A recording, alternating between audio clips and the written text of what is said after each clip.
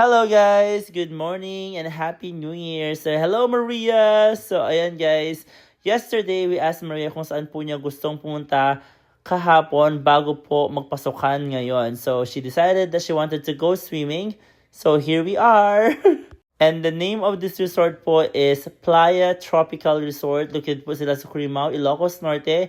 You can visit their Facebook page para sa mga katanungan ninyo kung magkano nga po yung mga rate nila here and all. So, just a fun trivia guys. This is where Jeffrey asked the hands of my parents if he can marry me. Ayan na nga si Daddy Jeff. And of course, Olivia Grace and my pamangkin CJ and my sister Hazel. Bale, kami-kami lang guys, walang gustong sumama na. So this resort will always be memorable to us. Kaya nagpupunta kami dito once in a while, hindi naman siya palagi. O diba, super enjoy nila. Pero ang lamig ng tubig, look at Maria, she's too cold na daw, so she's done. Pero as you can see in the background, Olivia and Jeffrey are still having so much fun. And ako, obviously, hindi rin ako naligo ng matagal kasi sobrang lamig talaga ng tubig, guys. Pero bearable naman. Pero January din kaya super lamig. But look at her again, guys. Bumalik siya ulit pagkatapos niyang madry ng konti. And obviously, alam na ni Maria how to swim. But unfortunately, si Olivia hindi pa. So we're planning to enroll her for swimming classes this year.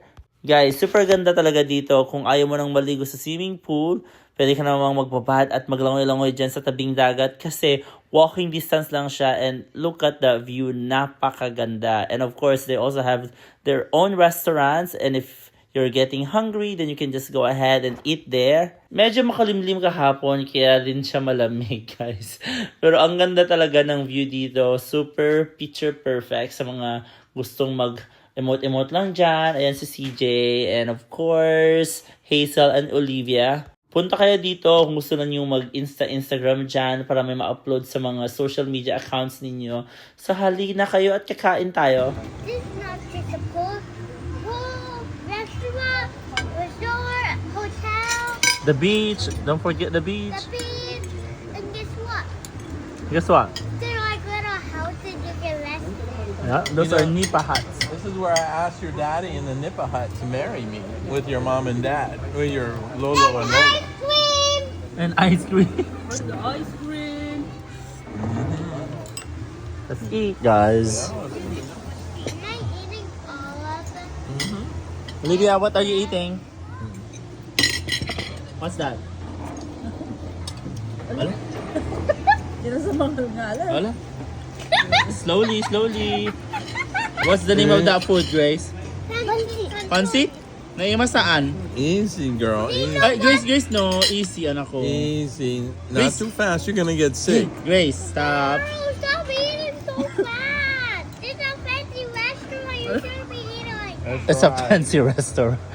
She's No, right. it doesn't matter, but she should be eating properly. Yeah. No matter where she is, fancy or not. Right? That's right. See, I'm right. Daddy Mac is always right.